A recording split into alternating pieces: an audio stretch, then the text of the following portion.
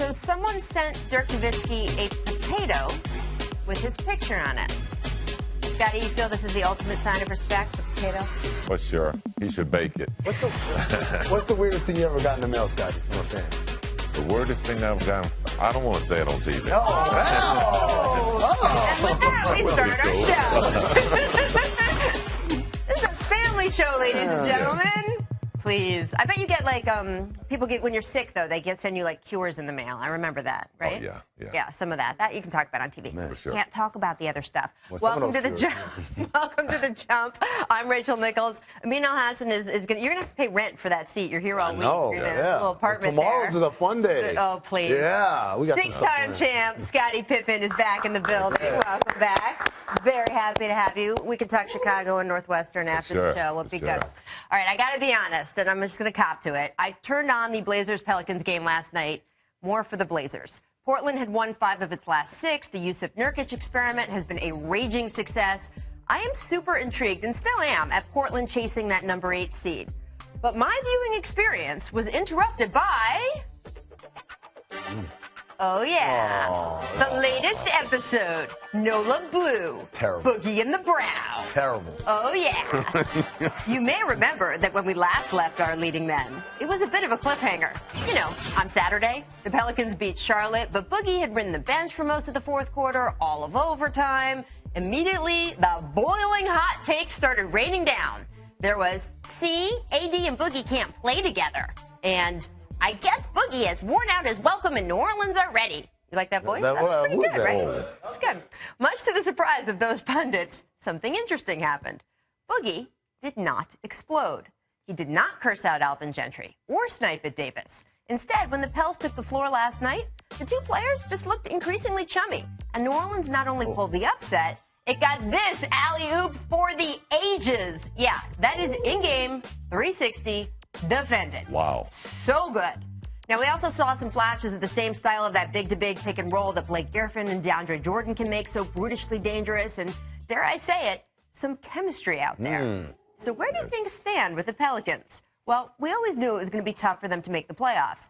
The day after the trade for Cousins, we showed you right here on The Jump how New Orleans had one of the most brutal schedules of any of the contenders for the 8th seed. But we need to stop thinking that's the only measure of success. In Boogie and the Brow, the Pelicans have 2 of the most dangerous skill sets in the NBA on their roster. If those 2 are really starting to gel, it might not just be AD's dunking that's pulling the turnaround, but the entire franchise. Now, I mean, usually when you have 2 stars who are starting to have that chemistry, that's just universally a good thing. But it does open up an interesting problem for New Orleans. They're not going to make the playoffs, it looks like. There's only 15 more games of the season. And they have this protected pick that they have supposedly given to Sacramento in exchange for Boogie, except what? Except it's top 3 protected, so if you kind of stumble along the way, you kind of end up keeping that pick. And, you know, that's not necessarily the worst thing in the world. So what should they be playing for now? Well, see, here's my thought. My thought is the roster is so ravaged that nights like last night are going to be a lot rarer than the norm being them losing a lot. They're 4-6 since this trade happened. But as we said, their schedule is tough. So I don't think you have to do a lot of extracurricular sit guys or any of that. They're going to end up losing a lot of those games anyway. The big problem is there are 3 teams that are clearly worse than they are. Right. They're not going to get any better. The Lakers, the Nets, and the Sixers. And they need to move up to the top 3. So I don't know if you can lose enough to... Their odds aren't bad, though. But I don't know. But to catch those 3s is going to be tough. As a player, I what do you don't think they can catch those 3. But then again, they need to keep playing and just to find out, is Boogie the right fit for them? I know you're saying they're at 6-4 since he's been there, but they need to continue to see is this guy going to be a complete fit. But I think with him and Davis next season, you get a good draft pick, they're going to be a real contender. Well, here's what's interesting to me about the tanking scenario. You're not going to move into the top 3. No. But look, we've seen teams be at 6 or 7 and leap into that lottery. So it's possible if you start moving down the standings, I guess, or up the tanking standings. I don't know which way we're talking about it right now. And they're a player, I mean, they're a team, unlike a lot of teams that are tanking that need help everywhere. Right. They're a team that if they really did get a lottery pick to add to those 2 guys, I mean, you are talking about a team next year that could be such a force. Or is it more important, and then, Scotty, you could tell me this, to have those guys play these 15 games, feel like they're winning, experience that winning feeling so they go into the summer feeling good about each other. I like the hunger. I like to keep the fans excited. I like Boogie still continue to make an impact there. I like to see them finish this season out strong. Okay. Even though they're not going to be where they want to be at the end, I think they will get a better feel of how Boogie and Davis will play together going forward. Either way, the summer is going to be big for this team. Yeah, of course. The summer's going to be huge. Drew Holiday is going to get rich. All right, before we move on, I do want to roll back to Monday when the Jazz beat the Clippers in what was a pretty chippy game. Rudy Gobert hit J.J. Redick in the face with a forearm early in the fourth. He got teed up. Said it was an accident. You can judge for yourself. Paul shoved Rudy Gobert in the back, and things got even more heated. Now, why are we talking about this now? Well, CP3 was asked yesterday about what it is now looking like a first-round playoff series with Utah and seeing Gobert again. Chris said, quote, "I'm not worried about him. He can play, but he just talks a lot," which is, coming from Chris. Scotty, what do you like about the physicality we're seeing with these teams, especially if it could be the I like playoffs? that they're ramping it up. The playoffs is getting here. I like a little animosity out on the basketball court, but I think in that situation, Chris Paul picked the wrong fight. I think you got to go to one of your bigs, grab him in the collar, and say, "Hey, go at him." Really? And that's how you do it. How would how would that work on one of your Shouldn't the teams? bigs go do it on their own? I would have just, it would have worked. Dennis Rodman would have taken care of that right. without even saying a word to him. Yeah. Some guys just know how to protect their teammates. And in this situation, Chris Paul is protecting his teammate, but I would have loved to have seen a big guy go at him. That's what they're there for, right? Especially since he's a big also, Right. But Yeah. if I'm the Jazz, I'm not flustered by this at all. Someone was saying, are you surprised that a little guard would pick on a big and, he didn't really retaliate? I said, no, because I don't care whether he intimidates him in a fight. I care whether he intimidates him when it comes to the hole. That's right. When you pull up for a jumper instead of going all the way to the rim for a layup, that's what Rudy Gobert is there for. As fans, we like seeing teams that don't like each other because we know that's going to get the highest competition exactly. out of watching the basketball game. I can't remember a team that had some interesting series against Utah. Can't really. Oh, right. Oh, your team. yeah, I that had, one. but never fight. Our series was real clean. Oh, it was no just pushing battles off. between That the never lines. happened. It was just Karl Malone and Dennis. That's the only two dirty Karl ones. Malone going and Dennis never fought, never had any. Totally fine. I will say on Monday night, it was important for Utah to get that win at home. They had lost a bunch in a row, the Clippers at home. We are, as you just saw with the standings, looking at probably a 4-5 matchup there. We don't know who's going to end up with home court, but should be a good one. Now let's talk about Wizards, who are going to be the 3 seed in the East. At least right now, they're still gunning for that number 2. John Wall named Eastern Conference Player of the Week, and he got all warm and fuzzy. He said, quote, "I feel like Brad should have been Player of the Week with me." Oh, so nice. That's nice. Mark Spears of The Undefeated has a new Q&A out with Wall today, and he gave more context to his relationship with Bradley Beal. On Brad getting that big contract this summer, he said, quote, "Everybody said I tried to play him or something. I was watching his money. I was mad. That wasn't it. All I said was, let him be healthy. Let him earn his money." And on his must-discuss relationship with Bradley Beal overall, John Wall told Mark Spears, quote, "It never was bad, but now we spend more time together off the court. We're just building a bond. We always joke, we have fun, we play cards on the plane with each other. All that stuff equaled up to us making a better bond. We never disliked each other. There are just times on the court where you're going to dislike a player. You want the ball, and they want the ball." So very honest with Mark Spears. I like that. I guess the question for Washington fans, guys, is do you trust this sort of newfound brotherhood that John is talking about? I do. I see these two players. They've been together. They matured together, and they've grown together. And now you're seeing them man up to their situation. They want to win in Washington. They want to be successful. They want to play together. And they're just manning up to their relationship now. What's the old saying? Winning is the best deodorant Oh, of yeah. all. They're winning. They love each other, everything. Well, that's why the question on the bottom is it going to last? Well, because is the winning going to last? That's the question then. Is the winning going to last? It's not about whether they're going to love each other. That's going to last as long as the winning does. Okay, so you think that it's all related? I no think, matter what. I think that you naturally feel better about people when we're all playing well and we're all winning. Yeah, as soon as adversity hits, that's when that tests the relationship. By the way, I do appreciate that he said they asked him about the Player of the Week, and instead of saying, "No, Brad should have won it," he said, Brad should have won it with me. which is kind of like instead of he tried to do the Adele and break off the thing, but instead it came across like Casey Affleck, like, yeah, but it's still mine. I mean, come on. John hasn't won that many. He's not LeBron here. Right. So, he's keeping that. He's on my ballot. Okay, all right. Yeah. We got to talk about Melo, too, because he scored 15 points in the fourth. He led the Knicks to a comeback win. Yes. But let's be honest. Yes. All we really care about is the ensemble that he bow. rocked after the game. Little mink action. Internet gave him a platinum package meme Yes. treatment. What do you guys think? What's your fave here? Oh, Cameron, yes. Wow. Dipset. You know what's funny? The coat reminds me of Jafi Jafar's coat from Coming to America. Like Yes. there's like a lion's mane on that. Look, here's the thing. Do you know what that outfit says to me? He said, Phil, you can try and change this weather and give me a blizzard. I'm not leaving New York. You're going to have to take me. I'm with the producers. I think this was a crime for No. I think it's just a fashion statement. Are you down? Okay. Again, so give me You're the right, player. Amin. He's not leaving New He's not York. leaving. He's like, look, I'm here. Give me the player fashion critique here. Is this a yay or nay on Melo fashion? I'll give him a yay on that.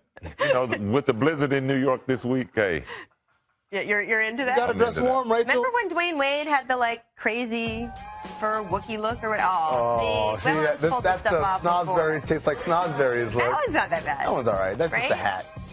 This right here, gangster, 20s gangster, Harlem Nights. I don't even know what this is. I don't know. It's kind of cute. Wow. It's a cute dog. What is this? What What is- is that? Where'd y'all find that Yeah, I one? know.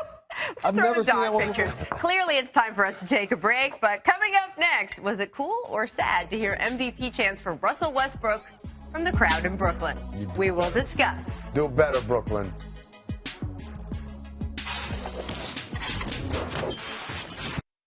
Westbrook in that game had his 32nd triple-double. Listen to the crowd chanting MVP. Remember, we are on the road now.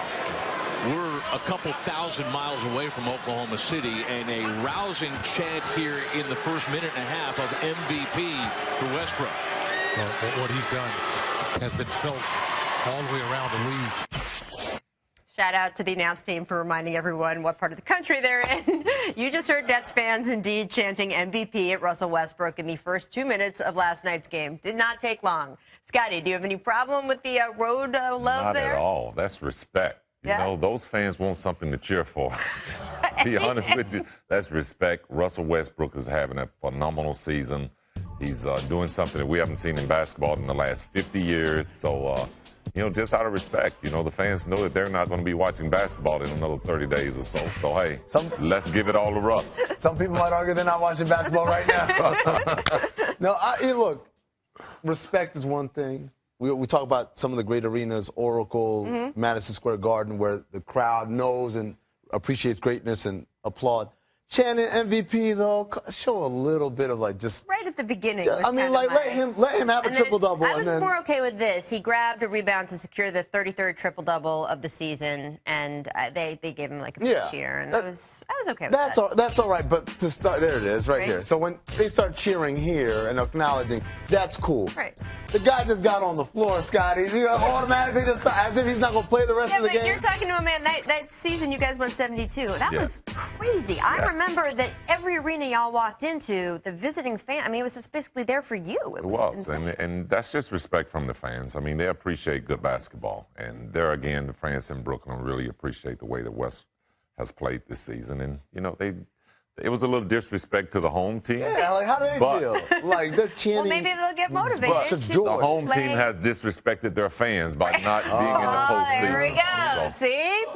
And that, my friends, That's is it. our ending note. I want to move on to the Warriors, who looked shaky against Philadelphia for most of last night until, it counted. Golden State trailing by as many as 16, and then Draymond Green got angry. He played just exceptional defense, sparked a fourth-quarter rally.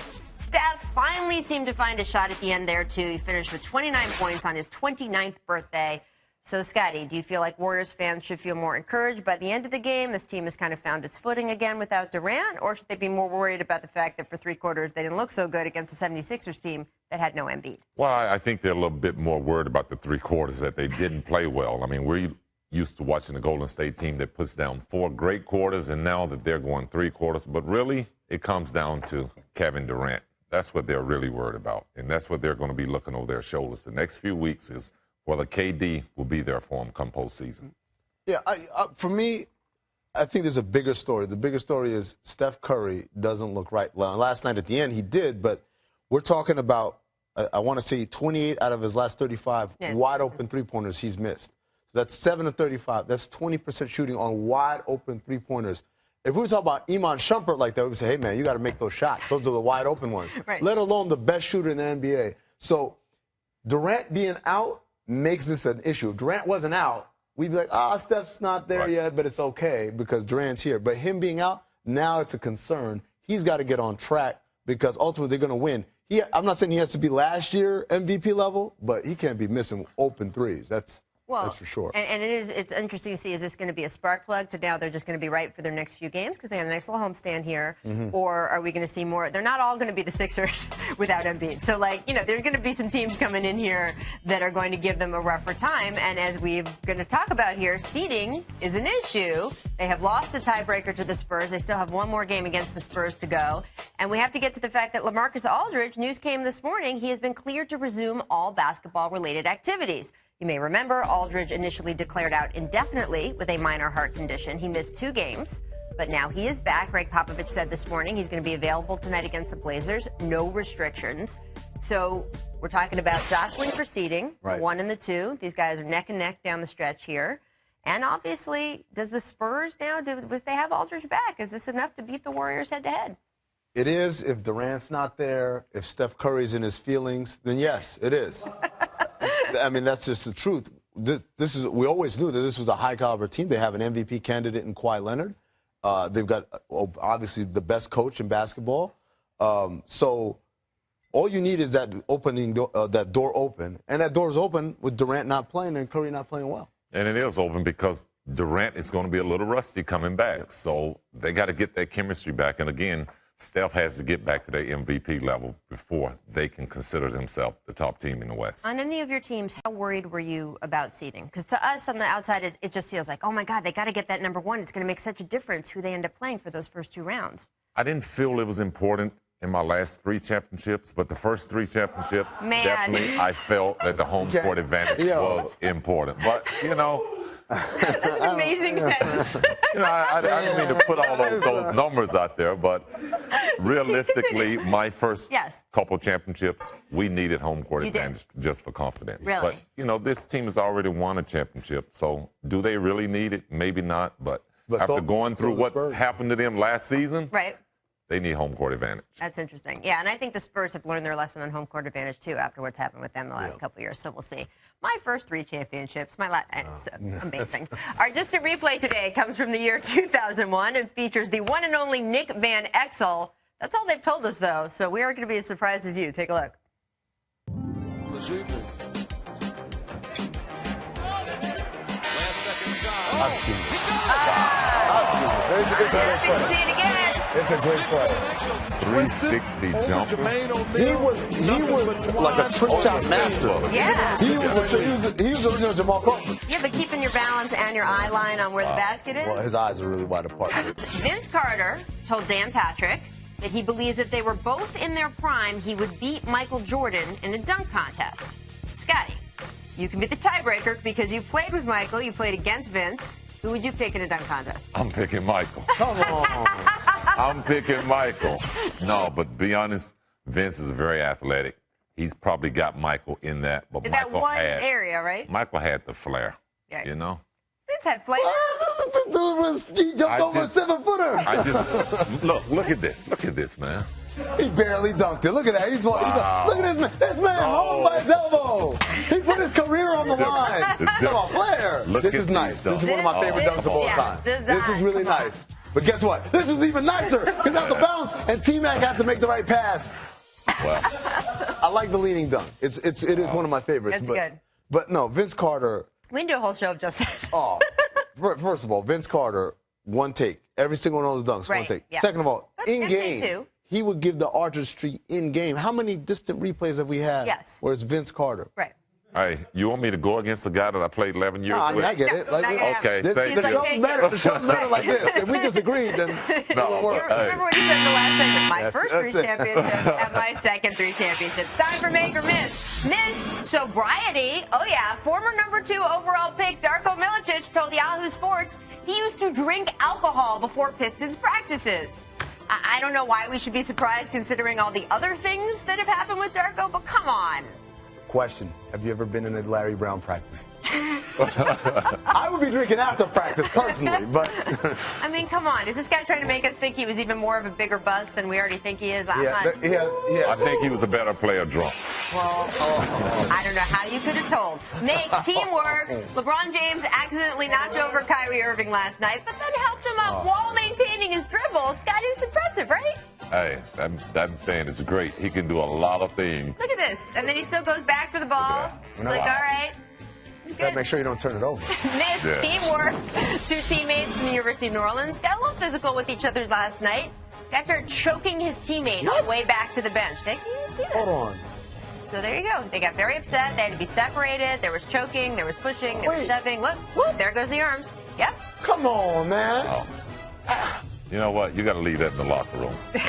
Or not. Save it for the locker room. Make appliances. A fan asked Klay Thompson to sign a toaster last night, which he did. Scotty, we want to know if you would sign a toaster, first of all. That's the first question on the floor. A toaster, probably not. I think it'll be devaluing my signature. Wait, when we say toaster, what kind? Are we talking about? Like a toaster. Okay, because you remember some of my beginning? friends have a different meaning for toaster. Dude, come on, family show. At the beginning, we showed you that Dirk got a potato. So if you won't sign a toaster, we didn't know if you'd sign this potato. That would definitely No, devalue my he signature. won't do it. But Amin will do it. Amin will sign the potato. I'll do it for His the team signature, right here. not worth anything. We'll see you tomorrow. You may remember that when we last left our leading men, it was a bit of a cliffhanger. You know, on Saturday, the Pelicans beat Charlotte, but Boogie had ridden the bench for most of the fourth quarter, all of overtime. Immediately, the boiling hot takes started raining down. There was, AD and Boogie can't play together. And I guess Boogie has worn out his welcome in New Orleans already. You like that voice? That's pretty good, right? That's good. Much to the surprise of those pundits. So someone sent Dirk Nowitzki a potato with his picture on it. Scotty, you feel this is the ultimate sign of respect, the potato? For sure. He should bake it. What's the weirdest thing you ever got in the mail, Scotty, from a fan? The weirdest thing I've done, I don't want to say it on TV. And with that, we start our show. This is a family show, ladies and gentlemen. Please. I bet you. All right, I got to be honest, and I'm just going to cop to it. I turned on the Blazers-Pelicans game last night, more for the Blazers. Portland had won 5 of its last 6. The Yusuf Nurkic experiment has been a raging success. I am super intrigued, and still am, at Portland chasing that number 8 seed.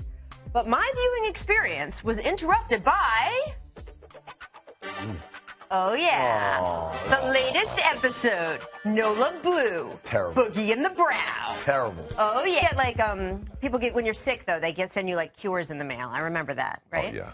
Yeah, some of that. That you can talk about on TV. For sure. Can't talk about the other stuff. Well, Welcome to the jump. Welcome to the jump.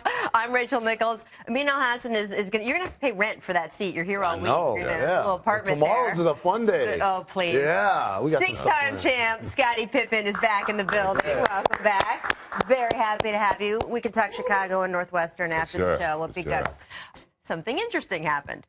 Boogie did not explode. He did not curse out Alvin Gentry or snipe at Davis. Instead, when the Pels took the floor last night, the two players just looked increasingly chummy. And New Orleans not only pulled the upset, it got this alley-oop for the ages. Yeah, that is in-game 360 defended. Wow. So good. Now, we also saw some flashes of the same style of that big-to-big pick and roll that Blake Griffin and DeAndre Jordan can make.